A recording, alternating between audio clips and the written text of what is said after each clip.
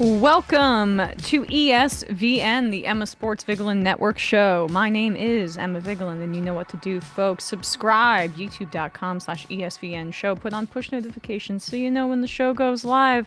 Like the stream if you're watching live. Rate us 5 stars on all the podcast platforms. And say hello to Bradley Alsop. Back from the Fish concert. Sorry, the microphone took on a life of its own for a second. How was your concert? You want to tell folks about it? It was fabulous. I was at the Fish Festival in Delaware, in Dover, Delaware, in beautiful Biden country. Mm-hmm. Did you train down? Or no, did I you drove. Yeah, it was you like drove 4 with hours, some people, around 3 hours and 45 minutes. Yeah, because the train station in there is named after one Joseph Robinette Biden. I love Amtrak. He does love trains. I love to take the train. Infamously. But yeah, it was amazing. I was indisposed for most of it, and I traveled a lot without leaving the fairgrounds. That's a very good euphemistic way to refer to your experience. Yeah. Very well done. Yeah. I was really in my own space. Yeah. You in orbit. You were circling the globe. But congratulations. Right. I'm glad it was great though. Three nights of Fish, and I didn't even miss too much coming back on Sunday because of the weather. They rescheduled their performance to the afternoon and then only played one set when they usually play like 2 in an encore. Oh, it rained? Yeah, it was supposed to be really bad weather, even though I don't think it really went as badly as they thought it was going to. But they, as a result, rescheduled a little bit. So I actually didn't miss too much, which I'm happy about as well. And, well, you did miss some preseason football over the weekend. We'll talk about that for a sec. I don't have too many notes because the Giants made me depressed, but... Yeah, I mean, I do actually. Now, like with the 3 preseason game schedule, it seems like they're kind of going with a lot of teams are starting their starters in week 2, and then they kind of figure out final roster decisions in week 3 of preseason. So some teams have been playing starters both weeks, but I mean, even Patrick Mahomes and Travis Kelce were playing in that preseason game against the Lions, which I'm sure everybody and their mother has now seen the behind-the-back pass that Patrick Mahomes threw to Travis Kelce. It was pretty awesome. I mean, look, what's incredible is, like, this is such a different dynasty in the way that they act compared to the New England Patriots, and we'll get into this Brian Flores story in a little bit, but the Patriots and all of the Patriot coaching disciples have decided that the best way to win is to make your players miserable. And in Kansas City, they're like, you guys have the most fun possible, to the point where it's almost like, how many DUIs do we have to have in this organization for you guys to maybe tone down the fun? Yeah, like have fun while you're standing. They're just almost like they're renegades. They enjoy the I don't know, the spotlight. It seems like all of them, every player on that team has taken up Mahomes's just clutchness and his appreciation for the moment. That whole team is just phenomenal. But that was like a major takeaway from that, and the fact that they even played him. There are a lot of teams that aren't playing their starters at all. Starting quarterbacks at all. I think last year the Dolphins didn't play Tua, and then this year they did and played some of their starters. But I think it's just because the preseason is shortening, it's probably a good idea to get your players out there for at least a little bit, even though there is that risk of injury. But that Chiefs game with the behind the back pass was really fun to watch. My Giants, Daniel Jones threw 2 interceptions. He could have thrown 3, although it was on the first pass of the game where he was clearly targeting Neighbors, and Derek Stingley jumped the route and dropped the interception. And then as he was falling back into the end zone on another play, he threw the ball as he was falling right into a defender's hands, who scored a pick 6. And then it was like, okay, that was the worst play I've ever seen, but he's coming off an ACL tear, driving down the field, let's go. He targets frickin' Derek Stingley again, who I was wrong about. He's emerging into one of the top man-to-man corners in the NFL. DJ throws it up to Jalen Hyatt one-on-one, who, like, I don't know. Jalen Hyatt, he may be a similar size to Derek Stingley, but he is not as strong. And Daniel Jones threw it inside instead of on his back shoulder, intercepted again. That was less egregious. It's more just like placement on the deep ball. And I know that the Giants are saying like, hey, we're trying to focus on throwing it downfield. These things are going to happen. We'd rather have these mistakes made during this time period. But it's just like, damn, we're really doing this again with Daniel Jones. I don't know. We'll see. Hopefully it's just rust. But the thing about and it's hard, I think, for people to give him this grace because before that one season when he got that contract extension, it's been like this. He just has problems making plays off schedule when he isn't running straight ahead and specifically making throws off schedule. He doesn't throw from a lot of different arm angles. That's a problem. And when I see a guy like Bo Nix, who I don't even think has the same physical attributes of he's a big, decently sized quarterback, but Daniel Jones is a massive guy and he's one of the faster quarterbacks in the league, but he doesn't have that clock in his head. He doesn't have that feel for the game. And that's the big problem, I think, that is going to hold the Giants back. Although we'll say Malik Neighbors looked like a stud. I don't know if you saw that catch, but it's just the kind of guy that jumps off the screen. So the Giants are building something good for them to trade for Josh Allen next year. Ha! Wink, wink. Or Dak Prescott's going to be a free agent. I mean, That's right. if the Giants want to pay $60 million a year for that dude, it might be worth it given the fact that the team is building a really strong defense, I think. Like, I mean, they still need help at corner, but Dexter Lawrence had a phenomenal play. He's arguably the best defensive tackle in football. Then you have Brian Burns and Kayvon Thibodeau on the edges, and the Giants, like, they picked up this undrafted rookie, Elijah Chapman, who's been playing starting with the starters when they have 4 defensive linemen up there. And Chapman is a 5'11" defensive tackle, but he is freaking. That's why he went undrafted. Their defensive line coach was being interviewed, and he said that he might be the strongest guy on the team, but he's just so undersized as a tackle, like really short. But Aaron Donald was undersized, not this undersized, but Aaron Donald was undersized. So there's like this thing, and just how the game is changing. I think in the NFL is fascinating in the way that you get pressure. It's more efficient to go up the middle, and that's why I think these defensive tackles and their athleticism is in vogue right now, because when you're bending around the edge, there's just so many athletic quarterbacks that will flush out of the pocket and make a play. So this is a new exciting development in the sport, where previously it was like nose tackle, biggest guy on the team, you're a run stopper for the most part, hold your own, make plays if you have to. Now, a lot of times the pass rush is coming from the interior, which is cool to see. But yeah, so hard to watch that part, but at least Malik Neighbors looks like a stud. The other storyline that was interesting is that the Raiders are going with Gardner Minshew to start. The Raiders could be picking first overall next year. Like, I think there's near zero chance that Devontae Adams plays throughout the entire season. He might just sit out or request a trade.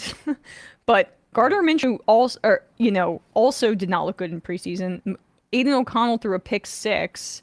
And then after that, Antonio Pierce announced that Gardner Minshew will be the starter. But it was a very tepid endorsement. He was like, you obviously wish that both guys played their best ball before we make this decision, and that certainly did not happen. Be that as it may, we're going with Gardner Minshew. I feel for him. I really do feel for him, because he's not being put in a good position as a head coach. And I'll be honest, like, this is another instance of a black coach being put in a horrible situation, and potentially he also, based on some stuff that came out in the offseason, his wife, I don't know how this is distinct from him, but it was having bankruptcy issues.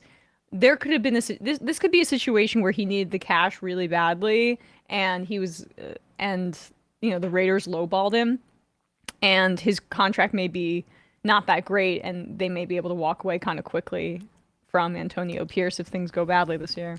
Well, unfortunately, I also just wonder if this is if what, I it's a shame because, Pierce ultimately, I believe, cemented his status from going from interim coach to head coach, because the players rallied around him so much and had such an appreciation and admiration for him as a former player, with a former player with a winning pedigree, I might add. But this is if this plays out the way that I would kind of anticipate it to, just because you're going out there with a career backup or spot starter as your starter. Your backup is like a mid-round pick who didn't play particularly inspiring football. He basically had to play because Derek Carr was playing so poorly and then was ultimately cut. Mm-hmm. And also Jimmy got injured as well. And the fact of the matter is, if this all goes the way we think it's going to go, with a kind of like an aging, probably sort of middle of the road defense, but almost completely anchored by like Christian Wilkins and Max Crosby, combined with what's probably a pretty uninspiring offense all around, except for like literally Devontae Adams, which like he will. I like Jacoby Myers too, but yeah. And Myers is good. It's what's funny is it's almost like, I remember us having this conversation with Myers where it was like, damn, the Patriots could use Jacoby Myers after getting rid of Jacoby Myers. I mean, Juju Smith-Schuster they cut and they gave him an identical contract, and Juju has. And he didn't. I don't know if he's on the team. I think he may need to retire given the knee issue that he has. Right. And so with all that being said, taken in total, unfortunately, I do think that because Tom Telesco was basically just hired for his personnel role, he's not going to get thrown under the bus probably, and Mark Davis certainly won't because Davis owns the freaking team. So Telesco, bro. And that's what this was a horrible general manager for their in-division rival. And that's insane. And that to me is what is so galling about it, is like we literally have discussed how he basically went from like essentially like torpedoing the Chargers as an organization for the last few years, outside of lucking into Justin Herbert, and then goes and gets a plum new job in Vegas, and he will probably not be the fall guy. Antonio Pierce will be the fall guy if this team goes 3-14. And Telesco already has messed up. First of all, I think he overpaid for Christian Wilkins, which was a problem for him in LA. Two, he didn't have good draft intel. They wanted Michael Penix. This would have been a different situation for Antonio Pierce had they been able to draft Michael Penix. Right. They thought that he was going to fall to them, and they didn't he didn't do his due diligence to understand the board. To at least have the vitality of a rookie quarterback, and also to not have to decide between two basically with respectfully two retreads kind of in Minshew and O'Connell. And I understand that they probably, as a result, went best player available, but it is kind of odd to have Brock Bowers right after you drafted Michael Mayer very high in the draft before. Mm-hmm. And while there are clear needs on the offensive line, like they're putting Thayer Munford out there again, who was a 7th-round pick. Even if he played decently well, you're relying on a 7th-round pick to be like a tackle for you. Whereas they could have gone with any of the tackles that were still on the board to try and augment their. But that's the way of Telesco. I mean, he's always into the shiny new toy, regardless of team building, and he'll get. It reminds me of how Gettleman ran the Giants. And sometimes even picking the wrong shiny toys when it came, for example, with Quentin Johnston as opposed to Zay Flowers, as opposed to any of those, as opposed to Tank Dell, who went into the 2nd round that year. 3rd round, third round that year. Yeah. He could have had a number of guys who were already more of difference makers on their team than Quentin Johnston already is now. Quentin Johnston reportedly is not even running with the first team in the first 3 wide receivers. Josh Palmer was outplaying him last year. Josh Palmer and Ladd McConkey are already ahead of him. Yeah, so that's a problem. And DJ Chark, who they picked up off the trash heap, who I had higher hopes for. He's been a bit of a disappointment so far, but maybe he can have some sort of resurgence here. It just bums me out because by all accounts, it seems like Antonio Pierce is like a genuinely good guy, and honestly played these guys up for. I mean, that game on Christmas Day when they beat the Chiefs pretty resoundingly was like. I think we as a football public, obviously you take your They broke the scoring record. Right, remember they destroyed, who did they play? I mean, it might have been the Jets. No, it wasn't. It wasn't the Jets? Okay, they beat the Jets pretty handily as well. Yeah. But the it might have been the Chargers. But the Chiefs game, was where we were all sort of having some sort of apprehension of like, will the Chiefs be able to make it back to the Super Bowl? That was like the Raiders kicking their butt. So like, I just feel bad that, as you're saying, I'm looking at these rosters and I think like I would be surprised, like extremely so, if they're not like a bottom 5 team. Oh yeah, me too. I mean, look, anything can happen. We said that about the Houston Texans, and we just had no idea how much talent. That's true. Yeah, a quarterback can elevate the talent on your team, and you can say like, oh wow, this guy. He can finally show his talent in a way that we hadn't been able to see before, and credit to the Texans, like they hit on a guy like Stingley, who I was very skeptical of, and they've constructed that team in a really strong way. I'm as high on Nico Collins as anybody, although next week we'll do a fantasy episode, and then the week after that we'll do our season predictions. Smart. But I don't want to give, like, what's hard is I'm in leagues, and they could totally, but I'm making it quite clear that I am.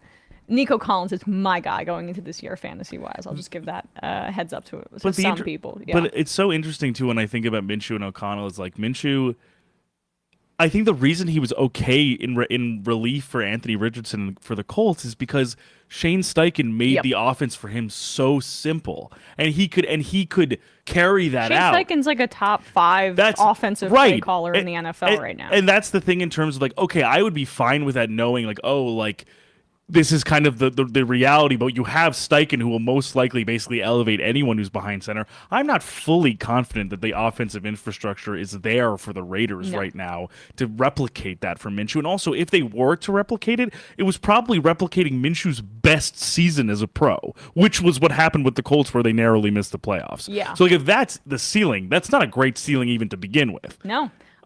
Okay, so if we think Davante Adams decides to ask for a trade before the trade deadline out of this horror show that is maybe going to happen in Las Vegas, what are the 3 teams that you think he would most likely want to ask for a trade to? Now, let's keep in mind that they have to be contenders in this situation.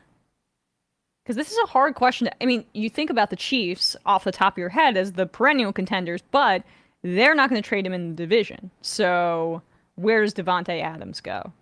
You know, these are the kinds of things. Could he I could see Ravens, maybe, like Baltimore, just to have like a real true blue number 1 like receiver. That's a good selection, yeah.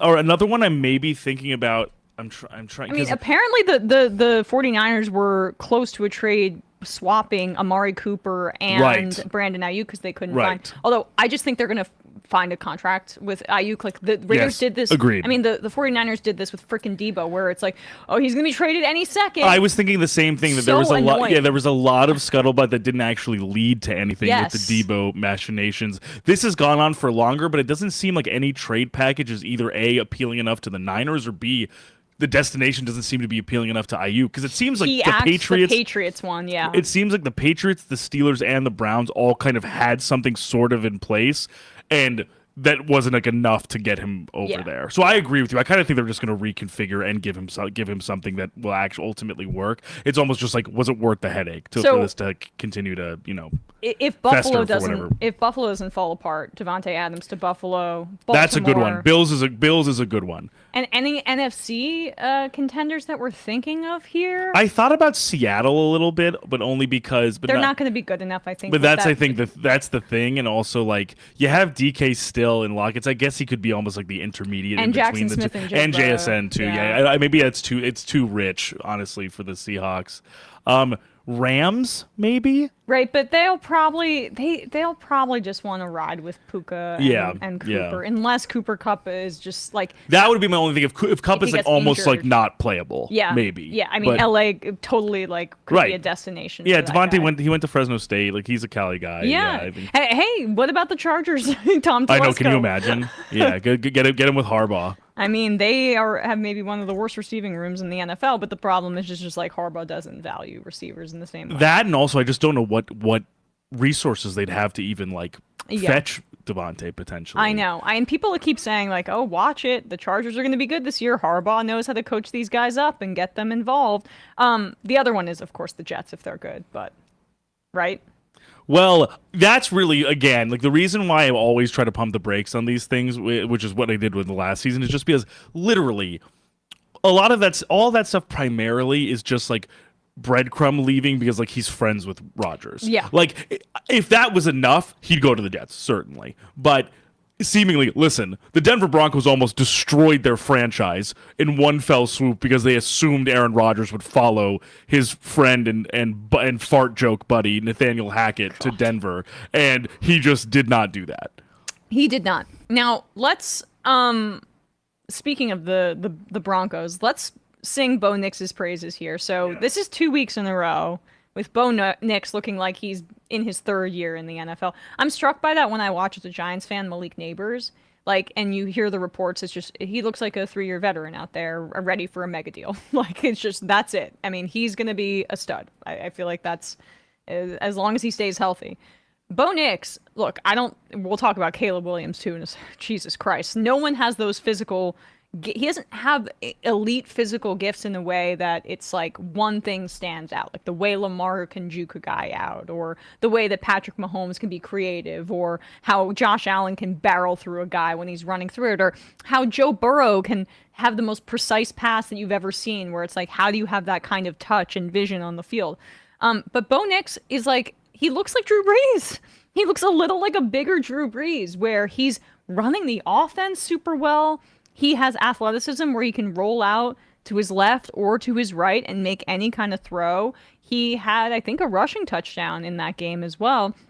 And look, he wasn't playing against starters, but he looked really poised. He looks like he's been there before. And I think this is where, and maybe you made this point last week, him running multiple systems in college, whether it was at Auburn or at Oregon, probably pays dividends as an older rookie getting into the NFL because he has so much experience with different systems. And also, I just think for the Broncos timeline, it is probably for the best that a guy can come in there and ideally, in the ideal circumstance going into this, because they still have a lot of money sunk into this team from prior free agency deals, like Mike McGlinchey on a big deal, Ben Powers on a big deal. The money obviously still going to Russell Wilson.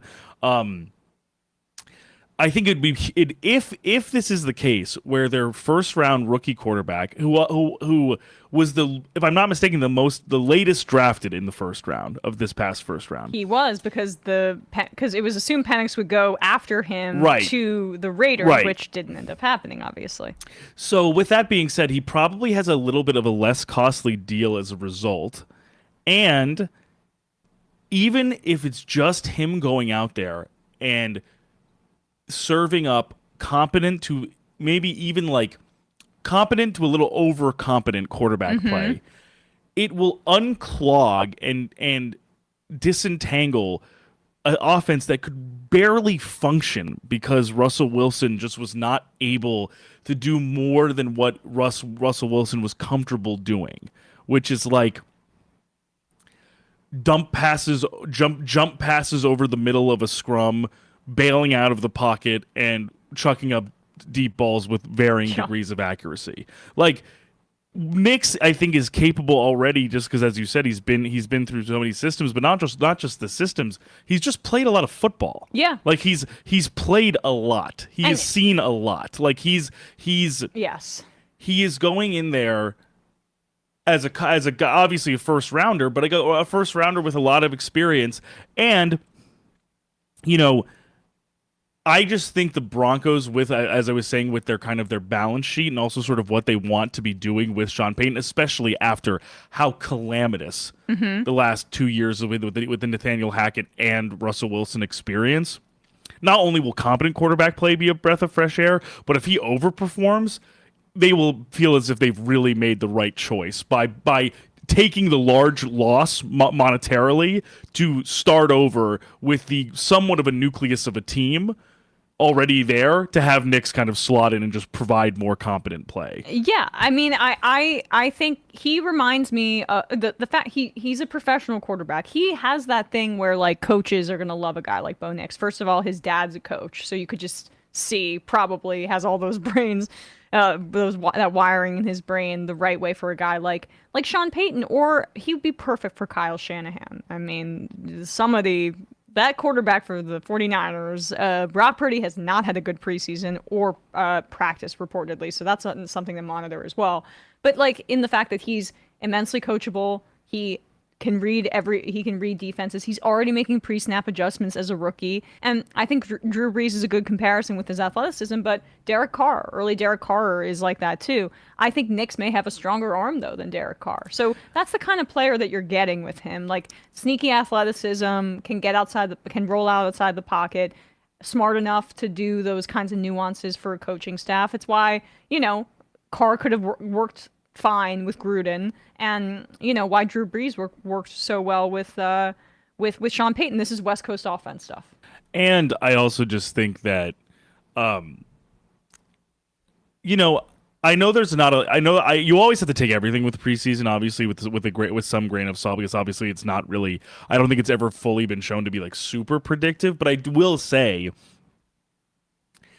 there are times where you see guys, younger quarterbacks, in preseason, and they do not look as if they are prepared for week one. Mm-hmm. Like it's Drake May. That's what what I mean, in the sense of like it's even when it's like even regardless of your being the quarterback's supporting cast, or if they're playing second or third stringers or whatever the case may be. You can see when there are certain guys, even guys who were, like you were saying with Purdy, even guys who were in their second, third year, whatever the case may be, struggle in those circumstances. For him to not be struggling mightily in his first, like, really few times of getting NFL reps in a Broncos uniform, I think it's just good going into the season thinking, okay, we at least have something to work with. We literally have tape to see like what he can excel at, and what we can put in an install and in offensive packages for him where he's successful. Yeah. Sometimes unfortunately teams don't even get the chance to have that because it's like, oh, he played like crap the entire time. Mm-hmm. I don't even really know what he's good at yet. Yeah, I think that's true. Drake May is clearly too raw. I think that they're not going to throw him out there. He didn't really, a lot of his plays, he did have some nice throws, but a lot of them were rushing, getting out of the pocket, that kind of deal. He wasn't making pre-snap adjustments in the way that Bo Nix was. Yeah. And for May, I imagine what I'm thinking too is the game must be very fast for him right now. Yeah, that's what it looks like. Like it's not for Nix. And that's what I'm saying is like for Nix, the fact that it doesn't already look like he's like, oh my god, like I am my head is spinning. Like he looks the part. That is enough, all of these guys, to see in preseason, honestly. Yeah. Like, it's all you can really ask for, in a way. The two most disappointing guys so far have been Drake May and Michael Penix. The other guy, and then poor J.J. McCarthy. I don't even know if we... Yeah, no, I know. I think it came out after that he torn meniscus out for the season. Poor Vikings fans. I know, it's so cruel. Quarterback in the history, I think, of the NFL to miss his entire rookie season due to injury. Or maybe first round, something ridiculous. I think it was like the first round pick for a team at starting quarterback to have a season-ending injury in like 60 years. It's like, just such a shame because he looked good. No, he really. No, we were talking last week. He really had a few good throws, and like it would be. I was excited to see kind of how the melding of minds between him and Justin Jefferson could have worked out, right? Had he been given the chance. So now we'll just see how it works with with Sam Darnold taking the mantle and holding down the fort. If it's anything like other prior Jets quarterbacks, he'll probably win comeback player of the year or something like that. Yeah, right, exactly. That's only if Zach Wilson doesn't beat out Bo Nix for the starting job in Denver and wins the award himself. Absolutely. Let's sorry, hold on one sec. Bradley, could we just take a quick break for a second, then we'll come right back? Just put the break screen up. I just got a notification about my iPhone that I need to just quickly address. No problem. Be right back, All right, guys. be right back, guys.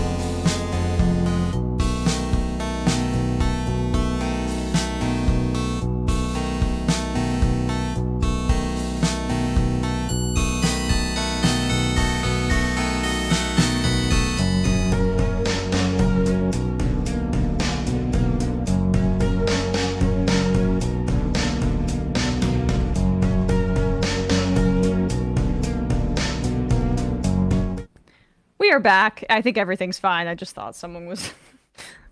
We thought someone had hacked the mainframe. I thought someone had hacked into my iMessage.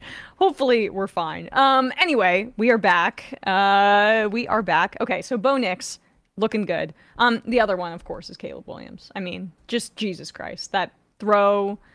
And his is a little different because it's almost like it's like more than just like, oh wow, good rookie quarterback play. It's like, oh, he's like one of the 3 most talented throwers. Yeah, in the that's NFL, right, potentially already. Right. It's the Odunze pass. I was like, holy crap. I was like, someone I think said it on Twitter, but I was like, there aren't really many guys who can like faithfully make that throw. Right. It was unbelievable. I mean, falling away across his body on the money. It was like Patrick Mahomes. It looked like Patrick Mahomes, and I know people are comparing. Of course he's not Patrick Mahomes. We have to see if he has the mental makeup to be Patrick Mahomes. That's so much of what makes Mahomes the man, right? But in terms of physical talent, it doesn't get any better than that. And I really don't have much else to say except to say that like the Bears could be really good this year, and with the Vikings now having their injury issues, there's an opening for the NFC North, which looks so stacked with 2 playoff teams already, and then Caleb Williams being added to a team that had a better back half to the year than it did to have the start of the year. The NFC North is going to be probably the most competitive division in the NFC. And the unfortunate thing is because I still, even in spite of J.J. McCarthy's injury, I do still have faith in Kevin O'Connell as like a play caller and coach, that I still think there's a chance that the Sam Darnold-led Vikings team, while probably not like categorized as like good, I would say we could still see them being competitive. But I think it's just unfortunate because you're saying is like, even if they can kind of catch lightning in a bottle a little bit, right, with whatever they're able to do with Darnold and the supporting cast, having Justin Jefferson, if T.J. Hawkinson is healthy to start the year, if hopefully Jordan Addison is okay also after being carted off, it looks like he is ultimately. It was not as severe as it might have looked, but as you're saying, Emma, unfortunately, the division rivals are 2 what I would actually consider in the Lions and the Packers potential Super Bowl contenders. And then we obviously, what remains to be seen, but like and then the most exciting rookie prospect, first overall pick, already showing incredibly impressive traits and plays already with a completely revamped Bears team on both sides of the ball. Like it could be a real rock fight between those 3 teams, which unfortunately might overshadow the Vikings. But like, even if the Vikings are literally the last seed, but like manage to get to like 8 and 9 or something, I would be like, this is a successful season. You lost your rookie starting quarterback or potential starting quarterback in August. Yeah, I mean, good for Sam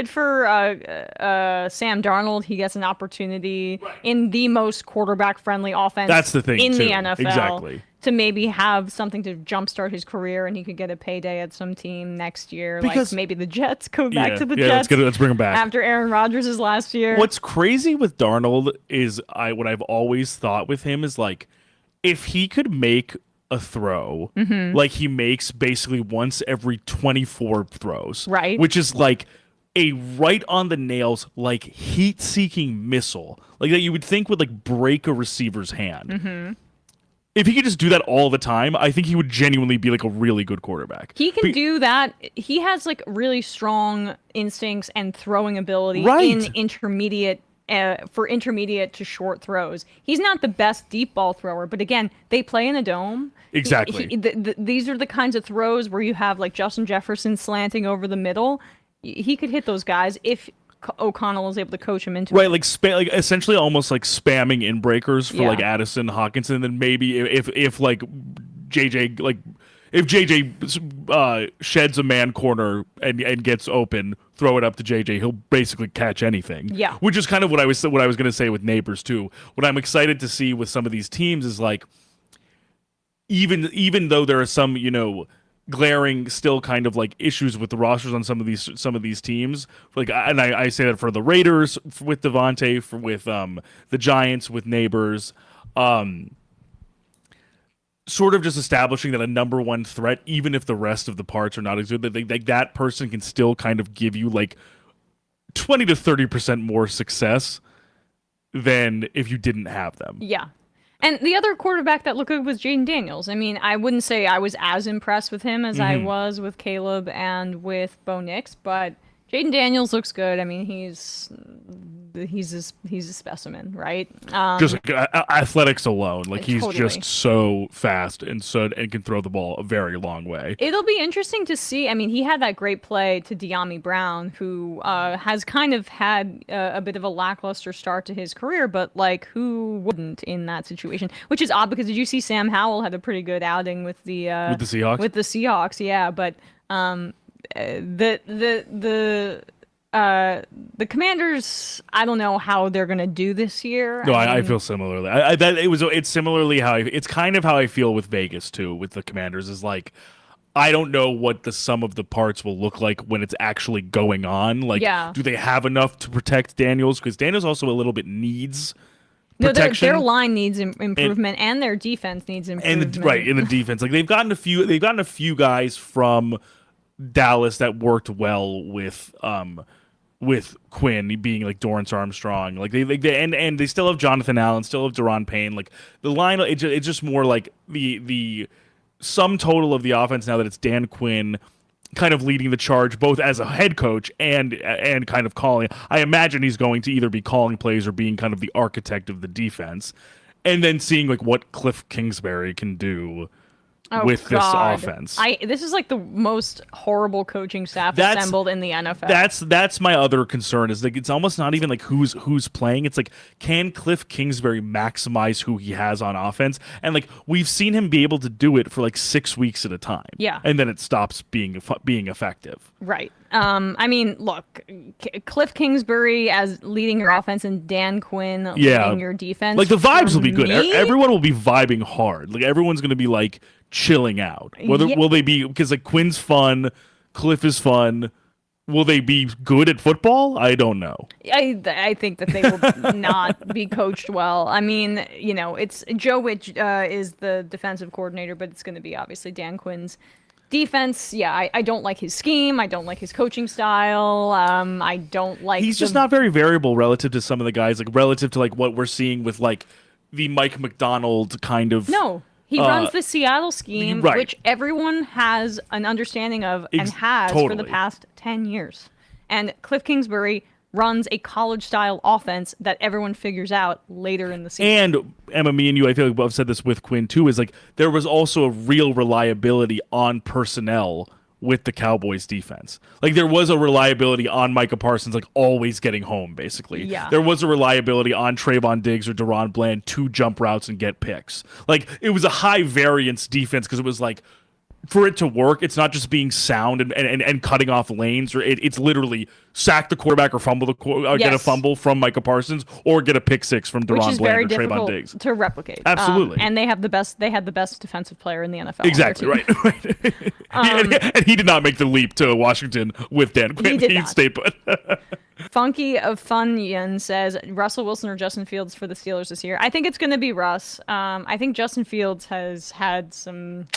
I don't know. He hasn't looked good this preseason. I mean, he has one spectacular throw, and then the rest of it's just garbage. But that's the problem, is that I think the decision comes to with the Steelers is like, do you pride Fields' athleticism, even though the athleticism is not very often paired with like plus quarterback play? Mm-hmm. Whereas obviously with Russ, you're kind of sacrificing the athleticism. But with Arthur Smith calling plays, it might just be an easier thing for Russ to operate. I mean, we know that Arthur Smith doesn't need you to have a very strong arm. No. A lot of it can be short area targets. And doesn't really value that much making reads at the line of scrimmage. I mean, Desmond Ridder wasn't doing a lot of pro-style quarterback stuff in Atlanta, and he seemed to think that was okay going into that season. So Russ seems just like a better fit for him. And presumably, even what we saw last year, which I liked, of the Steelers' run game, I think their offensive line ultimately has gotten a little bit better. Mm-hmm. Like I think the combination of Broderick Jones in a second year, who he played decently well, and I think he'll be able to grow on that. bringing in Troy Fatanu, who was one of the better tackles, period, I would say, are in the draft. But like, I actually think just for run game alone, that pair could be really solid. And then you have Jalen Warren and Najee Harris still there. It's also a matter, I think, of if that's the case, they're probably also going to be running the ball a lot more than just necessarily setting up like very specific pass plays for Russ. Yeah. I mean, they need another receiver. That's the other thing. Yeah, like losing Deontay Johnson losing Deontay. Tough, It seemed like Deontay wanted out. But it seemed like they sent him to the worst place ever, Carolina. Hell. Charlotte, North Carolina. No disrespect to Charlotte, more just the grounds that David Tepper operates. That's who we're talking about. Why have we not seen Bryce Young in the preseason? I don't know why that's the case. I think it would benefit him to get some reps, honestly, but I'm not the GM over there. Or the coach over there, for that matter. I'm trying to look this up. I mean, okay. Well, they may play him in the preseason finale. They may.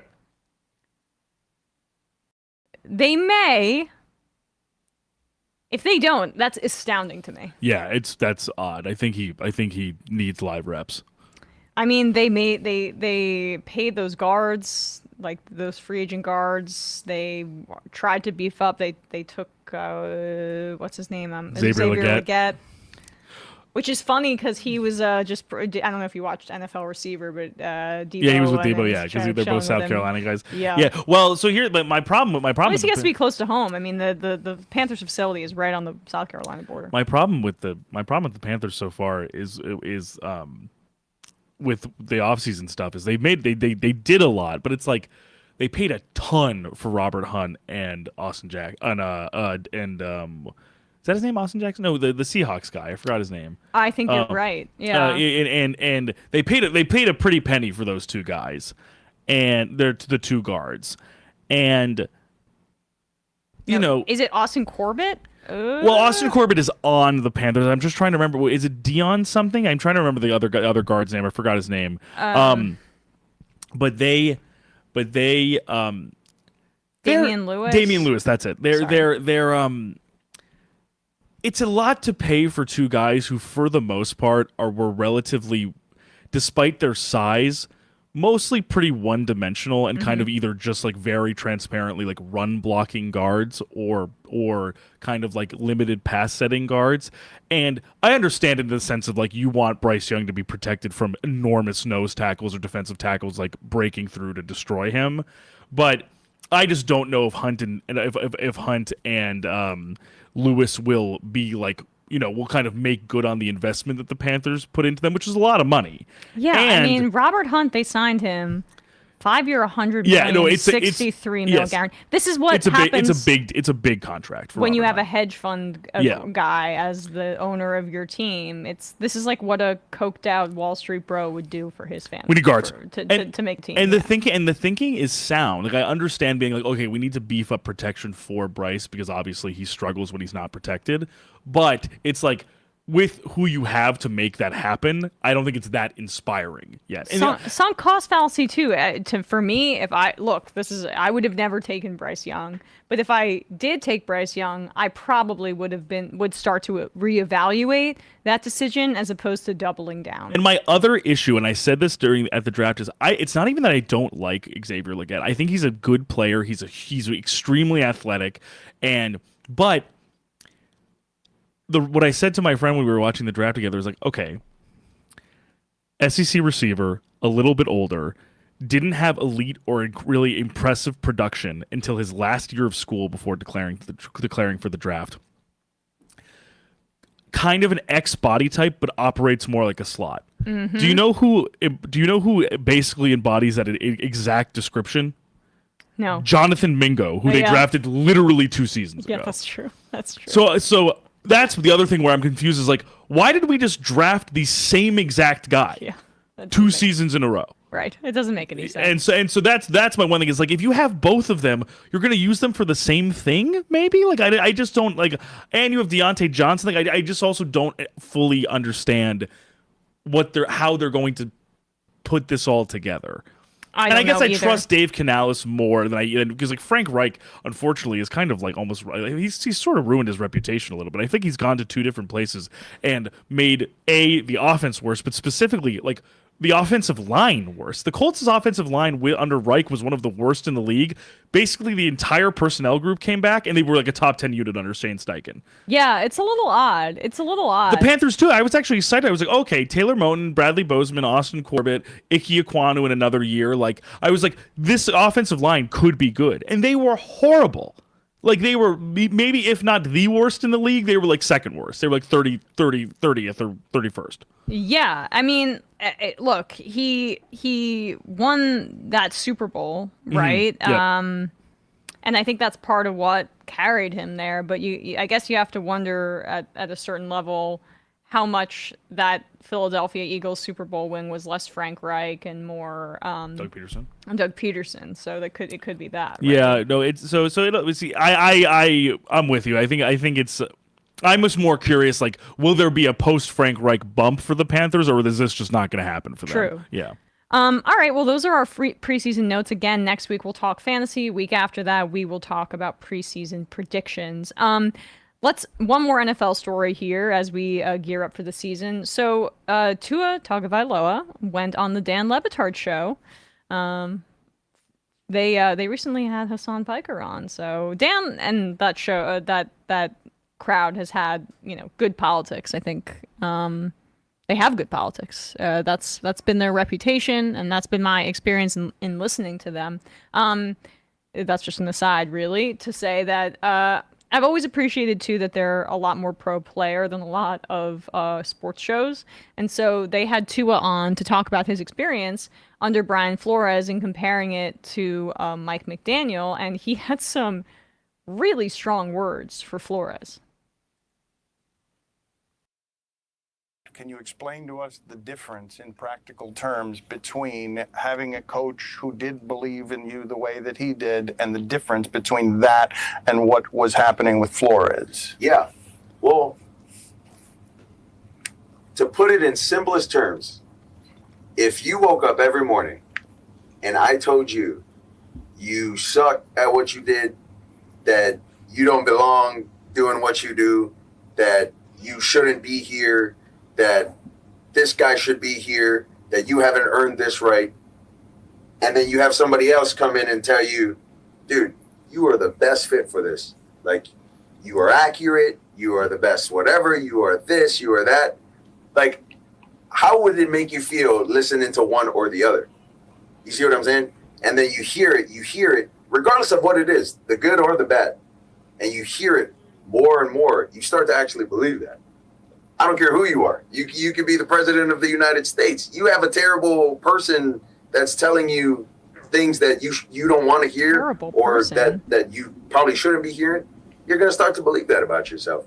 And so that's sort of like what ended up happening. And it was, I mean, it's basically been 2 years of training that out of not just me, but a couple of the guys as well that have been here since my rookie year all the way till now.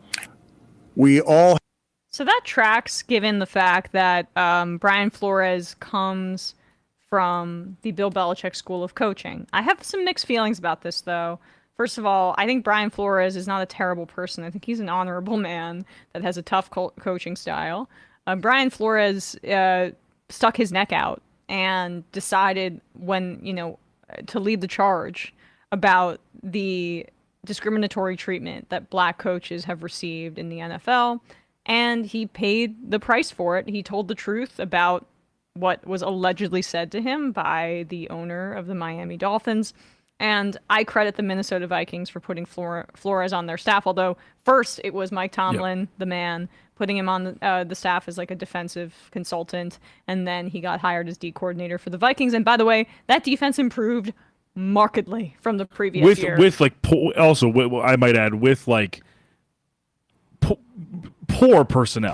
Like not a particularly intimidating group of players that Flores, from his own defensive philosophy and scheme, coached up based on their strengths, which is not an easy thing to do. No, it's not. I think he's a really good coach. If this is how Tua was treated, do I agree with that? No. Do I think that a majority of NFL coaches try to be hard on their quarterback, especially if you're Tua and you're coming in from Alabama and you think, you're the 5th overall pick in the draft. Some coaches feel like they need to be hard on their players, and he did not take to that, right? Yeah. This is maybe a difference, first of all, also in generations too. Like, more old school coaches are going to break down players, and Tom Brady thrived in that situation. Like, Bill Belichick used to basically parade Brady in front of the meeting room and then point out all the bad plays that he did, because that showed that anybody was susceptible to criticism and to failing, yeah, and that no one was safe in that situation. But the problem is like, not everybody's Bill Belichick, and a big part of why those players bought in was because he was Tom Brady, not because he was the starting quarterback, because he was Brady, demigod, whatever, this guy with all this cachet. I doubt he was doing this to Brady. Like, when Brady was taking over for Drew Bledsoe, it was probably not the case in that way. But the Belichickian style of coaching also, I will say, is not like a plentiful export. Like, and what I mean by that is, if the actual skeleton key to Belichickian coaching style or coaching success is just taking his like taciturn, dickish personality and then emulating that, Joe Judge would still be coaching the New York Giants, and Matt Patricia would still be coaching the Detroit Lions. Josh McDaniels would still be coaching the Las Vegas Raiders. The reason that didn't translate is because if you're just a dick and you're a bad coach, you're just a dick. Yeah. The reason I think it's different with Flores is like, sure, I could if Tua feels this way, and I'm not trying to dismiss his experience. There is a reason Flores got another job, and it's because he's good at what he does. Matt Patricia and Joe Judge had to literally come back tail between their legs to cobble together a dog shit offense for Bill Belichick, because no one else would hire them because they're assholes and they suck at what they do. Yes. Now, that is true. And I'm sorry to hear that this was Tua's experience. But what I will say is he better hope he can replicate that this year with this team if he really wants to name names like this. No, you and I think are both. I'm very skeptical. But you and I think are both on record as being. I think, unfortunately, I fear that the Dolphins, in terms of personnel, have gotten worse since last season. I think it's unambiguous. I mean, Van Ginkel is gone. Wilkins is gone. They did not, outside of Aaron Brewer at center, who they signed, nothing has changed on the offensive line. Their two pass rushers are coming off injury, and Bradley Phillips and Chubb. And Phillips, yep. And as you're saying, to even the existing stuff, like the line, I think is still a concern because Teron Armstead's 32 years old and has not had a healthy season. Is he really? He's really old. He's 32 or 33 at this point. It's crazy. He has not had a fully healthy season, I think, in like 5 or 6 years, maybe if ever. Maybe his rookie season in New Orleans. The rest of the line, I would say, was pretty unimpeachably shaky. And once certain things got figured out about the Dolphins' offense, that became a weak spot.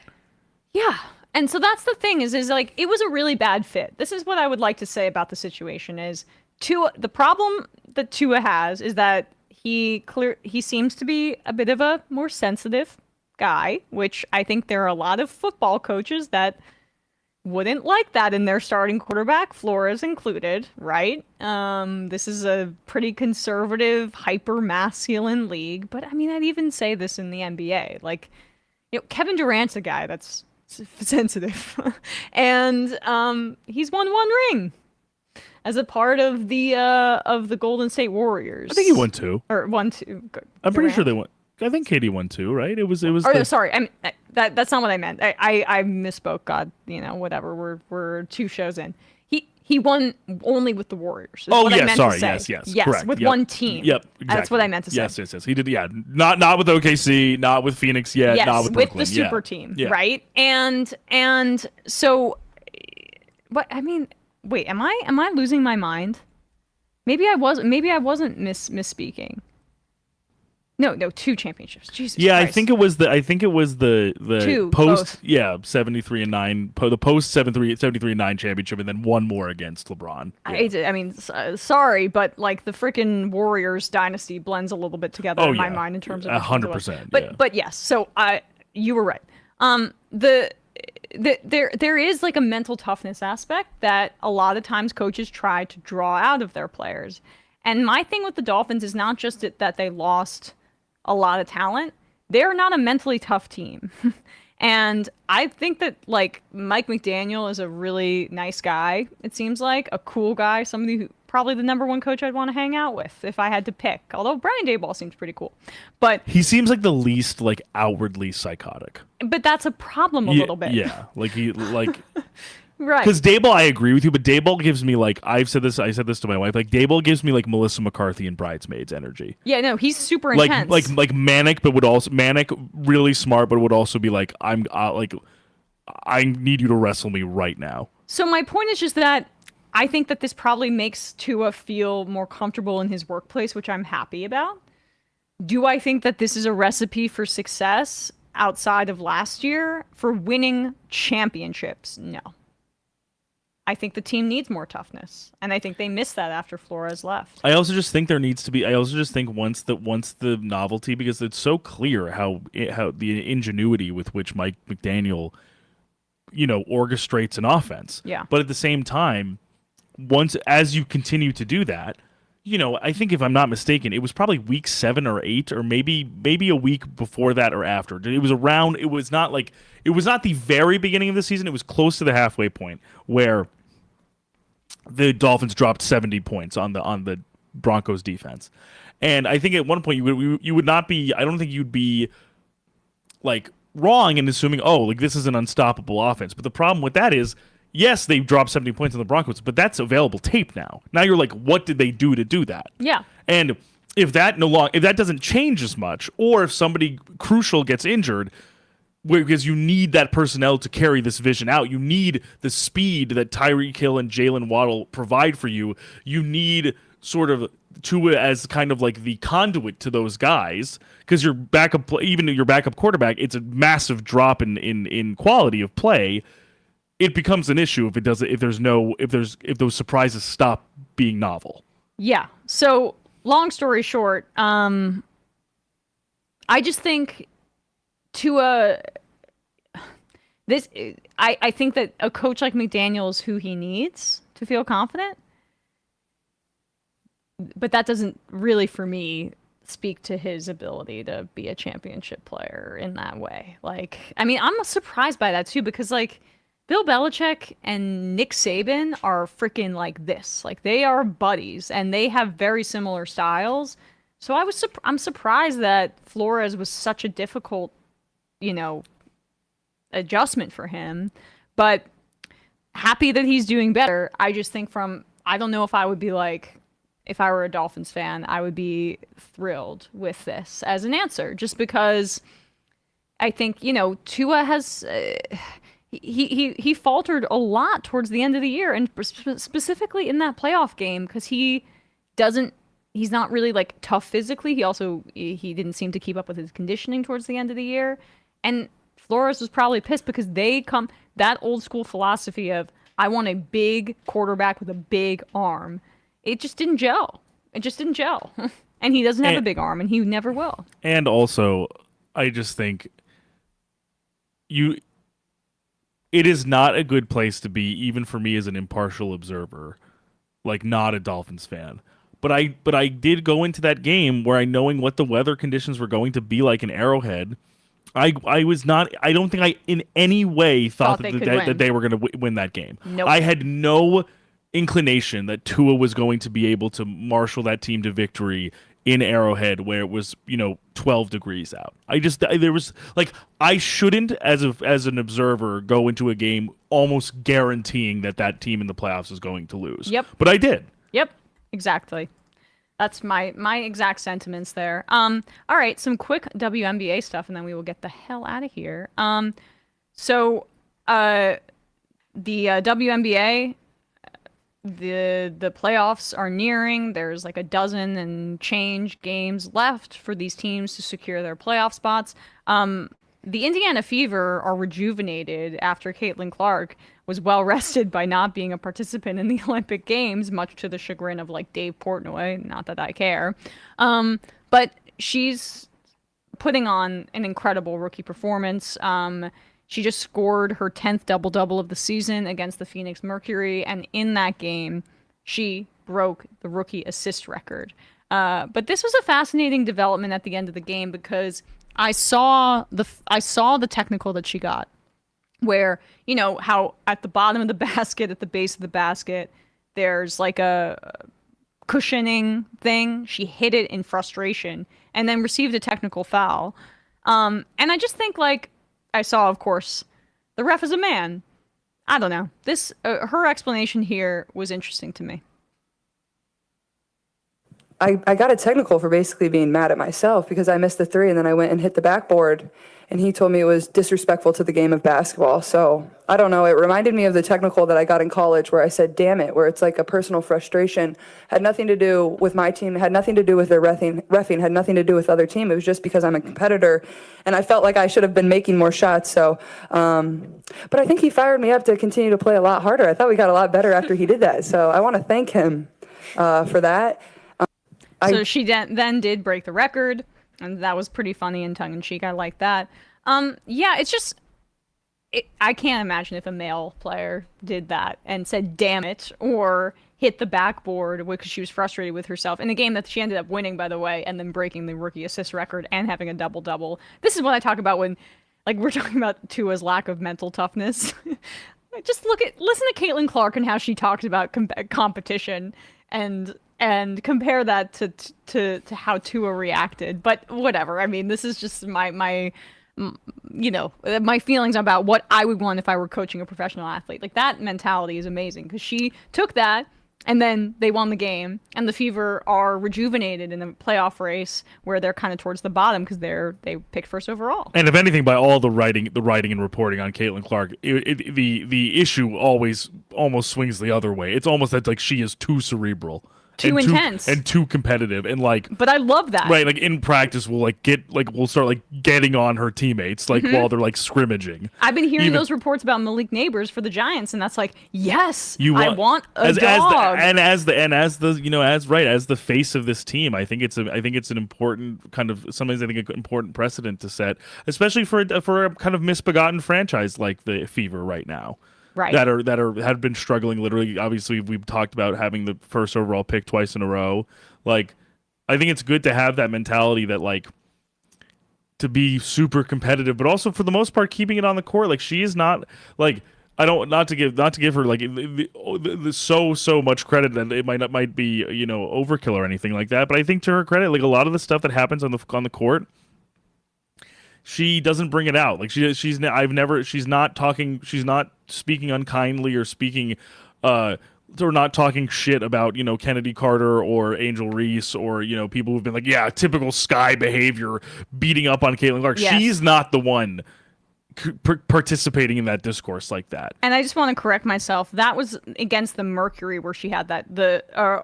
I'm sorry, was it the Storm? Or gosh, I wrote down the wrong one. No. It was against the Storm yesterday as opposed to the Mercury game on Friday. So okay, I'm sorry about that. But yeah. So it's I forget. I'm sorry. I cut you off. What were you saying, Bradley? No. I was just saying that I think. I admire that even, knowing the kind of competitive spirit and fervor that she has, she doesn't make it so that it becomes personal off the court. Like when Kennedy Carter pushed her, when people thought that Reese had also given her a hard foul, the people clamoring to like make it as if they were being like disrespectful to her or like singling her out or like making it like, oh, these like ungrateful black players are sullying the great white hope that has come to the WNBA. Like she has not been trafficking in that rhetoric. She very, very steadfastly and directly is just like, this is a really, really tough sport, tough game. We are competing. I'm a rookie. This is what happens. Right. exactly. So the Fever are exciting. I mean, they have issues defensively. That's their biggest problem. But she's carrying them to potentially a lower seed in the playoffs. The New York Liberty, our hometown team, right down the road, they clinched a playoff spot. They won against the Aces on Sunday. They're now the betting favorites to win the WNBA championship, and that was a rematch of the last championship game. Sabrina Ionescu is currently probably playing as the best guard in the league right now. I mean, she's just been phenomenal. And she has been leading the Liberty to being the first team to clinch a playoff spot in the WNBA. You have the Connecticut Sun and all their size, them doing quite well. They're in the second spot right now, or tied, I think, maybe a game back from the Minnesota Lynx. Those two are competing for the second seed. The Lynx, they have a great 3-point shooting. I can't say I've watched a ton of the Minnesota Lynx, but based on their stats, is my understanding is they're a pretty strong 3-point shooting team. But when that falls apart, they struggle a little bit. The Las Vegas Aces, I still think should be, despite the fact that they are quite tired probably from the Olympics, they should not be counted out. Just do they have the energy with Asia Wilson, Kelsey Plum, Jackie Young, all three of them participating in the Olympics? We saw what the rest did for Caitlyn Clark over these past few games. Can they pull it out with all the tread on those tires? The Seattle Storm also in playoff position. They're kind of like the opposite of the Lynx because they can't shoot the three at all. Then you got the Phoenix Mercury, the Indiana Fever, as I mentioned, currently in that 7th spot, and then the Chicago Sky, led of course by Angel Reese. She is the fastest player in the WNBA to score 20-20 double-doubles. She did that in 27 games. So I don't know what that percentage is, but that is an overwhelming majority of the games that she's played in the WNBA. She has scored double-doubles. So with that said, that's the state of the race in the WNBA for the playoffs. No, it's gonna be great. I'm excited. I'm very excited for the playoffs. I think it'll be a bunch of when did the good playoffs matchups. start? Let's see. Yeah, when did they start? Because I mean, they're apparently I think they are packing these games in towards the end because of the Olympics. Looks like September 22nd is when the playoffs begin. Wow. So they're going to have to sprint. So regular season ends on the 19th and 3 days later. Yeah. October 20th is the last possible finals date. So that's sort of the month time frame we'll be in for the playoffs. Right. It reminds me of, when the back in the day when the NHL, allowed their players to play in the Olympics, it really was, it was a difficult... A breakneck speed to finish the season and go into the playoffs. Right, totally. Speaking of the NHL, breaking news before the show, so I didn't get to do enough reading, but Patrick Laine was traded to the Montreal Canadiens. Yes, I also just saw that before we got on. What is going on in Columbus? Like, why did Johnny Hockey sign there? No, Holy crap! This is a defeated franchise. Oh my god! I struggle to even refer to them as like a professional. I mean, the NHL needs to get its crap together. They have way too many of these teams. They're just there to basically some sort of exist. Some sort of. There needs to be a little like this is when I see teams like the Blue Jackets, but I also like especially also seeing this in like baseball very prominently with certain teams where like you could anticipate by how either little off-season activity they've engaged in or just how willing they've been to like hemorrhage, players that would help them compete. It always brings me back to like my real hot sports take that I am still very vocal about, which is like we should have relegation. Yes. Like we like for especially the NHL and the MLB, like there should be consequences and there should be concern that you suck so bad. Yeah. That like a team like for example, if the Colorado Rockies or whoever, the White Sox, like whoever are on track to lose like 102 games in the regular season, they should know that there's a threshold where they will become a minor league team. Right. Yeah, I agree with that. Just something to scare these billionaire owners. Because other than that, it's just a gravy train. Other than that, they're going to make money hand over fist no matter what. They have the revenue sharing for the TV rights for their games and every other team's games as well. Obviously, with the owners.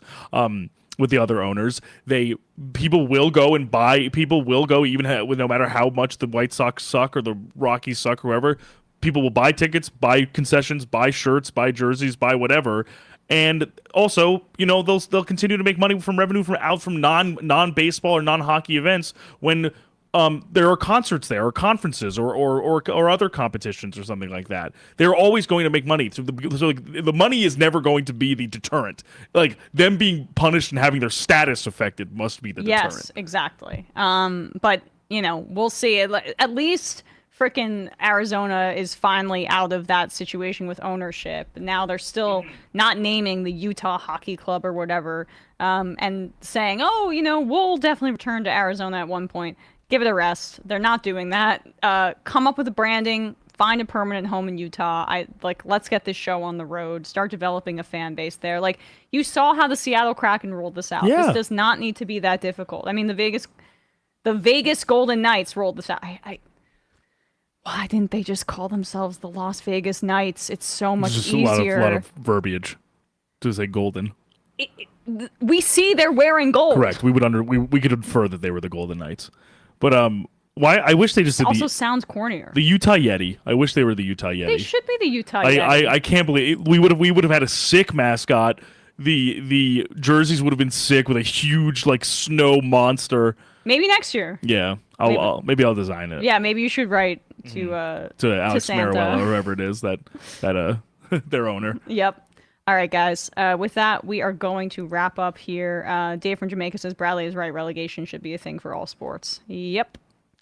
Kowalski from Nebraska. Howdy, Emma and Bradley. With all this football talk going on as a society, can finally get back to normal. Let's say hypothetically someone from the Great Plains had an extra $200 to put $50 on the top 4 teams most likely to win the Super Bowl this season. In your professional opinions, which 4 of these teams might that be? Obviously not financial advice. Of course, I would never hold anyone to giving financial advice. That's a good question. I'm going to look at the Super Bowl odds right now, just hypothetically, obviously. I would still sort of potentially give the 4 conference finalists from last year the edge. Maybe not the Niners, I guess, but I think the Lions I still would. Well, the Lions, I think, are going to be motivated. The Eagles, I have deep concerns about what's going on with Nick Sirianni and Jalen Hurts and what the hell happened at the end of that year. Right. But they did get improvement on their defensive coordinator position. I don't think Kellen Moore is that good of a coordinator on the offense. So I'm a little worried about the Eagles, even though they have all the talent in the world. Here's what I would do, hypothetically. Because we'll be talking about this, but I don't want to give away. I'm looking at it right now. All right. The best odds that I think are really interesting to me. The Detroit Lions, the Cincinnati Bengals, the Green Bay Packers, and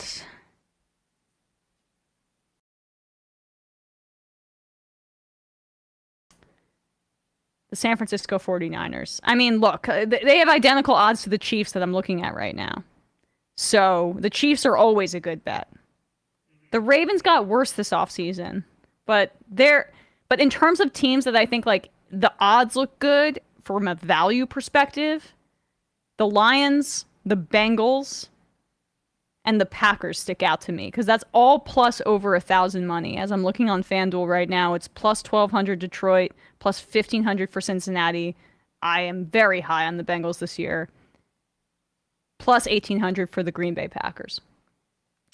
I find it interesting that, the Bengals are not really being talked about as division winners. I saw some segment on ESPN the other day, and it was it was 4 panelists. 3 of them picked the Ravens to win, and 1 picked the Browns, who are also very talented. But that Deshaun Watson situation is. I mean, I think that's the big hinge, though. Is the Browns roster is incredibly complete. The only issue that they have is whether they can get even average quarterback play from Deshaun Watson. Yes, that's the problem. With Jacoby Brissett behind center, with mostly that team intact, they had a top 12 offense. And instead of Watson, Watson was horrible when he was playing. Yeah, he's seemingly just in this for the paycheck at this point. I think that that's really all he's got to do to get that money is suit up and head to the field. He's got to pay those women a lot of money. So that's true. Yeah, no, he's got other bills besides his own. But no, actually, he doesn't have to suit up. He has a fully guaranteed contract. Right, If you recall. Yeah, I guess I wonder how mandatory even his attendance requirement is when it comes to that. I mean, can he just show up in street clothes and sit on the bench? Honestly, that front office deserves like the Nobel Peace Prize for the fact that, well, not for getting him, but for the fact that that's not the right award, but some sort of award for the fact that they have been able to construct such a talented team by giving him that fully guaranteed contract and sending away all those draft picks. Yep. It's quite astounding. Anyway. But I'm with you though. I think maybe I would even say for this question, I could go with Chiefs, Bengals, Packers, Lions.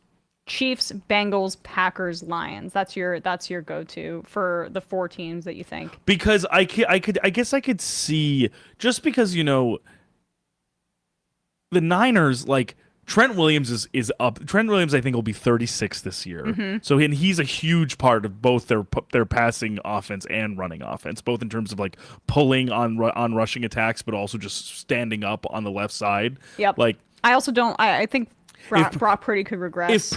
I mean, the thing is, the real thing we have to think about with Purdy is like, what would come with the regression to the mean is like 4 or 5 passes that like somehow got like dislodged in a cornerback's helmet to then be taken out of the helmet by Christian McCaffrey or someone for a touchdown, and that being ruled as a Brock Purdy passing touchdown. If those don't happen, they're interceptions. So if that regresses to the mean somehow. And there was a lot of health luck too. I mean, I guess I'm still nervous. Obviously, Christian McCaffrey has had injury history in the past, and he's I think almost 30, 28, 29 at this point. It's really nothing about the scheme or the personnel. It's more like, will they still have health luck, and can they do this again? And can they do it right? Can they repeat? Can they keep getting their heart broken? Right, yep. Right. Okay, so I'm actually going to say, just because I think the Chiefs or 49ers, like, that's not less bang for your buck. Lions, Texans. That's Bengals, Packers. Texans. Very interested in the Texans. Agreed. Me too. I think there is a universe where they could make it to the AFC Championship game. I think it's definitely possible. That division is also not right. That the division strong. is not very good. They really only have to compete with the Jaguars, who I'm still concerned about. Yeah, they really that's true. Other than that, it's the Titans and is